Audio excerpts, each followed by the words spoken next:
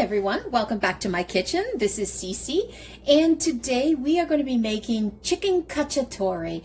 It is fall, and this is typically when I love to make this dish. And what does chicken cacciatore mean? It's called a hunter stew. It's an Italian word, cacciatore, meaning hunter, and this is typically where people would go out and hunt for their protein. Now typically the cacciatore was made with rabbit because they would hunt rabbit, but it's been converted over to chicken in North America, but it's still excellent with rabbit. Love that. Now what I'm using here is I'm actually using thigh meat, and I have the bone in. I find the best cut of meat to do chicken cacciatore is the darker meat. You can use the drumstick, you can use the thighs with the bone. And there's a running debate is, do you have it with skin on or off, right? And I personally like to keep the skin on. Now, why am I going to keep the skin on? I'm keeping the skin on because I am going to render this down in the pan, and I'm going to basically brown it. And when I render it down, it's going to render down all the flavor in the skin, right? Then we're going to take it out, and then I can decide whether I just remove the skin completely before I add it to the final pot, or do I leave it in. It all depends. Some people prefer no skin, and if you do no skin, you have to dust your meat in flour. You cannot just go straight in the pan without it. It's definitely going to stick, and you definitely, the flour does help thicken your stew a little bit, but I'm not necessarily looking for that specifically. So what I did is I got the thigh meat and I trimmed off as much excess skin as I possibly can. And I left that below, and then I salted the bottom of the tray with some sea salt, and I have here some black medley peppercorn, 4 peppercorn medley, and I'll show you. This is sort of what I'm referring to. Now, why am I using the peppercorn medley? Well, black pepper is too strong of a note. It's it's got a high heat factor to it. Whereas white peppercorn, it's still got a bit of a spice note to it, but it's much milder than the black one. And then you have the green peppercorn that's a little bit milder, and it's got more of a green notes to it, and it's got a little bit of a fruity note to it. And then you have the pink peppercorn, again, also very mild with a fruit note to it. Now, I also love seeing the color combinations on it as well. So this is why I try to use the 4 blend, because it also brings a beautiful layer of complexity and flavor to your dish as well. So, you might want to start experimenting with the 4 peppercorn blend as opposed to going straight black pepper. It does alter your cooking, and it's to the better, in my opinion. And then I'm just going to put some salt. I have some coarse sea salt here. Not necessarily doing the fine sea salt, but if that's all you have, that's fine. Okay, so what we're going to do is we're going to render that down into the pan, but I'm going to go through what's on the board first. So what do we have here? This is a very typical combination of a cacciatore. We have some cremini mushrooms, and I've just cut them because they were a little large, so I just cut them in half or in 3s depending on the size that I had. So that was an 8-ounce clamshell of cremini mushrooms, and also known as baby portobellos depending on where you are in the country. And then I took 1 onion, and it was a medium-sized onion, but what I like to do is I like to cut mine in slivers. I don't necessarily like big chunky onions in this dish. And then I did the same thing with the peppers, the sweet peppers.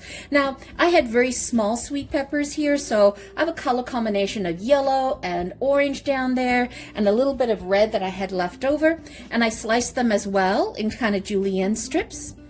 Not a little bit thicker than a julienne, because remember, this is going to be stewing down for a bit, so we want that. And then you're going to need three large garlics. I didn't have 3, so I just had that combination. So just peel that, and I'll show you what I'm going to do with that. And then I'm going to show you how you can take this cacciatore up to the next level in terms of flavor. And we're going to use some tomato paste. We're going to use some cherry tomatoes. I've just rinsed that. Oops, I just rinsed that, ready to go. And we're going to use some canned cherry tomatoes as well. And we'll use some capers to add some brininess to it, and then finish it off with some olives. It can be green olives, black olives. It's up to you. Whatever you had ready. I had that left in the fridge, so that's what we're going to be using. And we've got some fresh herbs. So if you can get your hands on fresh herbs, that's great. Sometimes you can't, but I've got some beautiful fresh thyme from the garden, some rosemary, and some fresh oregano. So we're going to definitely chop that up. And we are going to use a cup of red wine. Now, if you're not using red wine, you can substitute the red wine with chicken stock.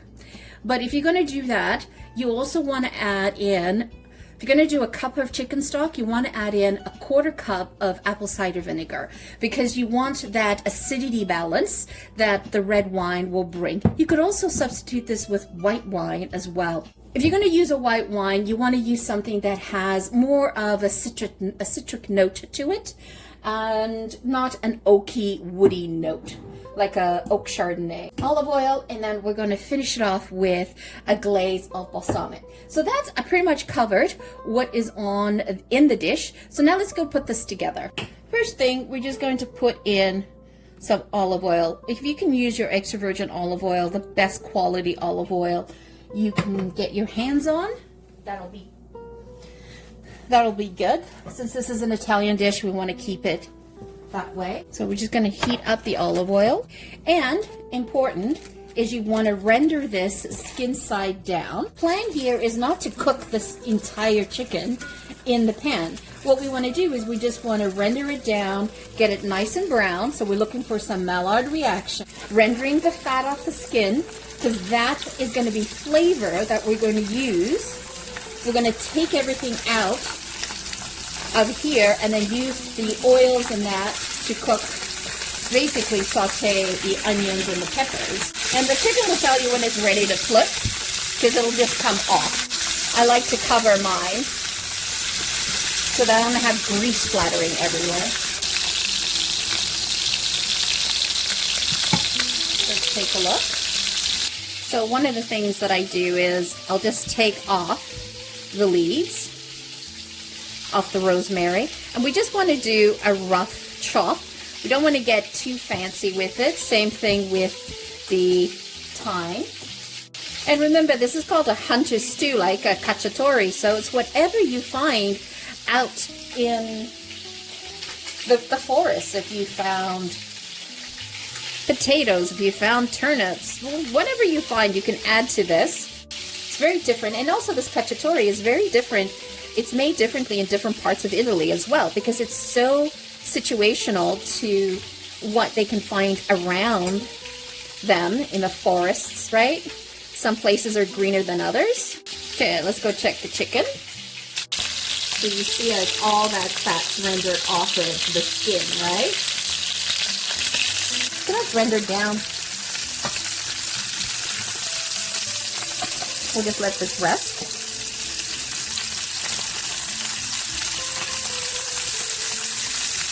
Came off on that one.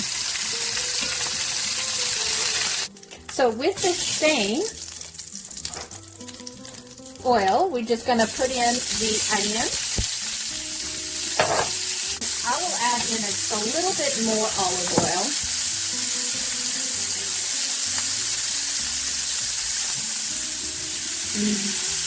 Just soak up that flavor from the chicken. Remember, it's all about building layers. So let's soften that down a bit. Just move it around. Okay, so let's add in the mushrooms. And look at that, all those bits. Those bits is what we want to extract off the bottom. While we're getting this going, I'm going to turn on the stove to 385. and heat it up. And those chicken look amazing. So just put it aside, let it rest. Look at all the juices. Don't throw that out. We're going to throw that back in. So what I'm going to do now is I'm going to put a handful of cherry tomatoes in here. And I'm just going to use the knife and just prick them just so that we can start getting the juices flowing. I like different textures in my cacciatore when it comes to the tomatoes. And we're going to throw in the peppers. Whoops.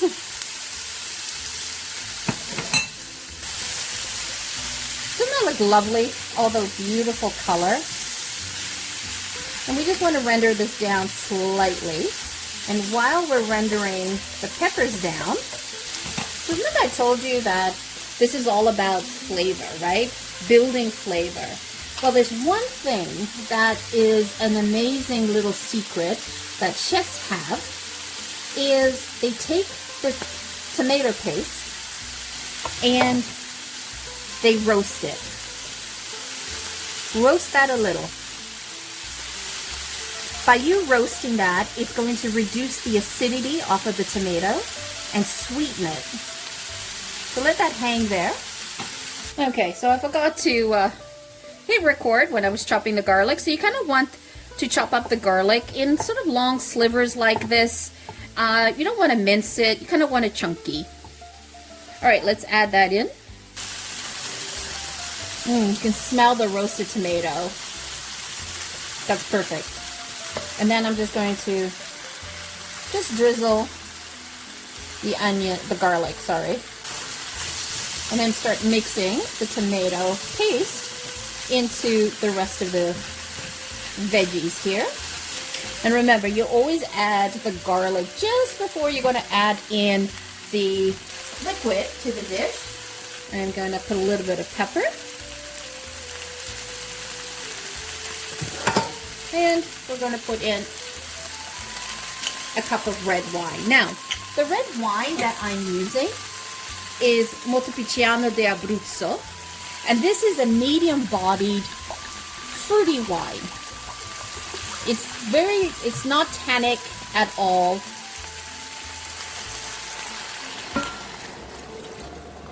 But it has an acidity to it. Now, I just have a personal preference to using red wine when I'm making my chicken cacciatore. But some people like to use white. I just feel like it has, what do the hunters carry with them, right? They usually carry a pouch of red wine with them. Now, if you're not doing wine, you could substitute that with chicken stock. And remember I said, put in a little bit, a quarter cup of apple cider vinegar to increase the acidity level. Or you could try to use beef stock. So you can see why I like to have like these tomatoes, right? These whole tomatoes, because they'll burst eventually into here. So what we're doing right now is we're just rendering down and cooking off the alcohol in the wine. All right, so now we're going to get into the cherry tomatoes, right? I like to use cherry tomatoes because I like to see tomatoes in my dish, right? You could have just got a can of pureed or diced, but I'm looking for structure and different textures, right? And so this is a 14-ounce can. Perfect. And kind of just squish them down. Just squish them down as you go. Now, depending also how much tomato sauce you're looking to have in your dish, right?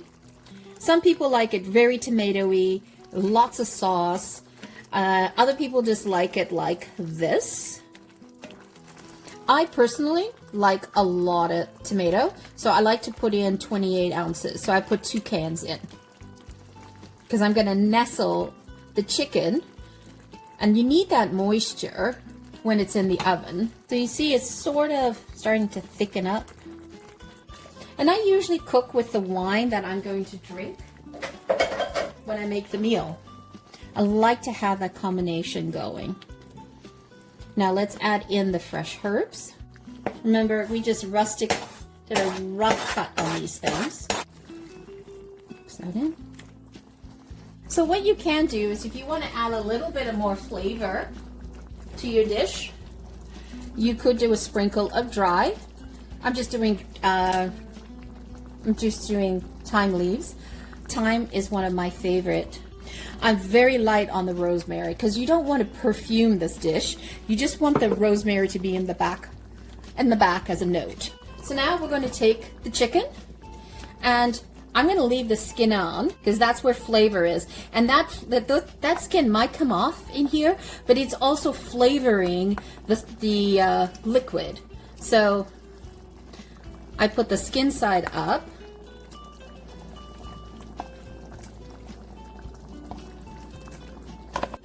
Just nestle it, because now we're just going to braise it in the oven. And remember that juices, don't get rid of that. Pour that back in. So we're going to put this in the oven for about 20 minutes at 385.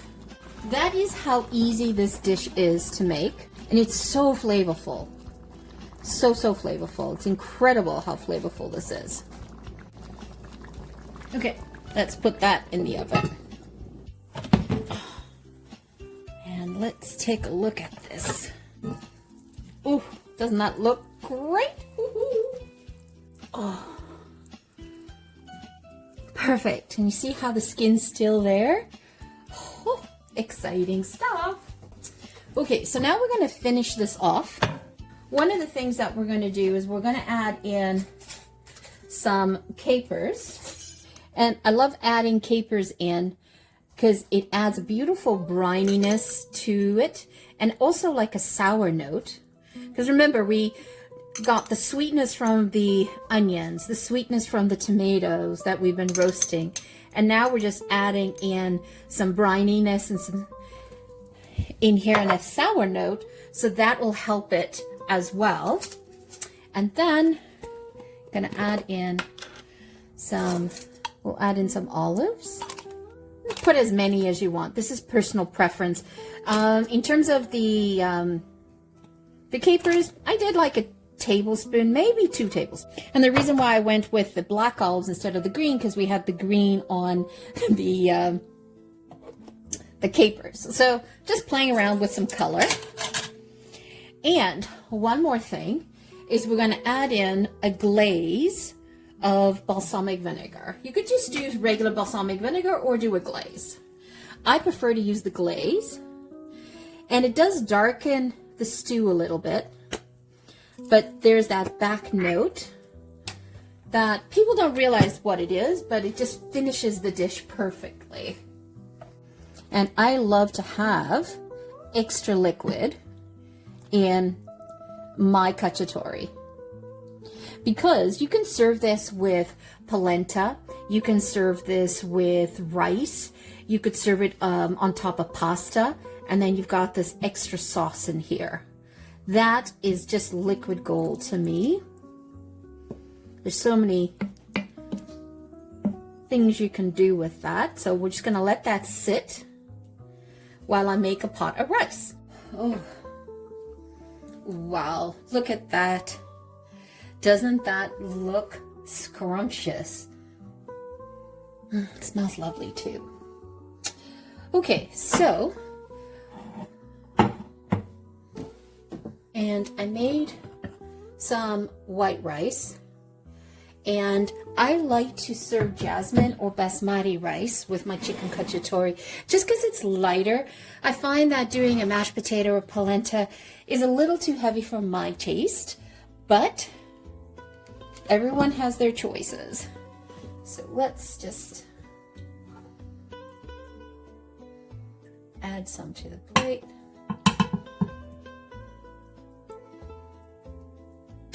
These are tiny thighs, so 2 thighs a person.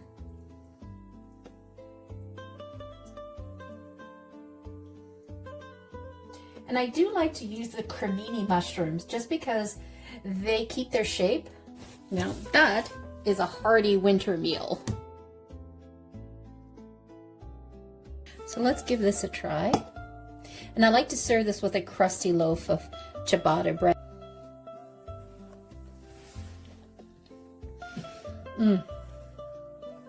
Those are, it's sweet. It has a little bit of a sour note in it. And chicken, you don't even need a knife. Just comes off.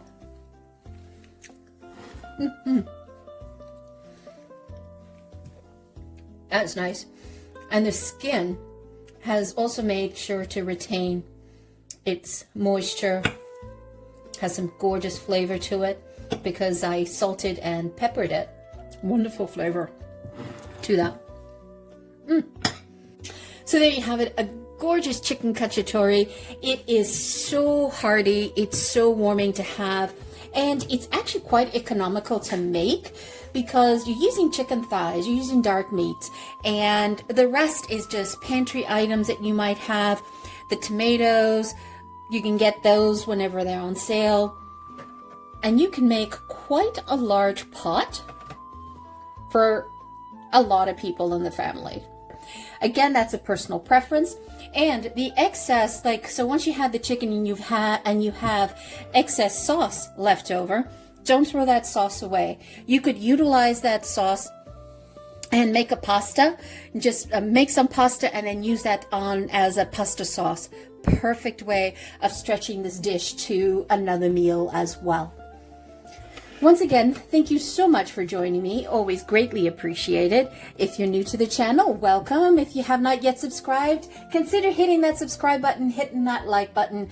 Help us grow our channel. I notice many of you are watching but not subscribing. If you can help us promote our channel by doing that small thing, subscribe and like. It is free and it helps us tremendously with YouTube by having them promote us. Once again, thank you so much for joining me. Hope you have a wonderful day. Enjoy this chicken cacciatore. It sticks to the ribs. It's a perfect fall winter dish. Once again, have a fabulous day. Ciao for now. Don't forget to hit subscribe.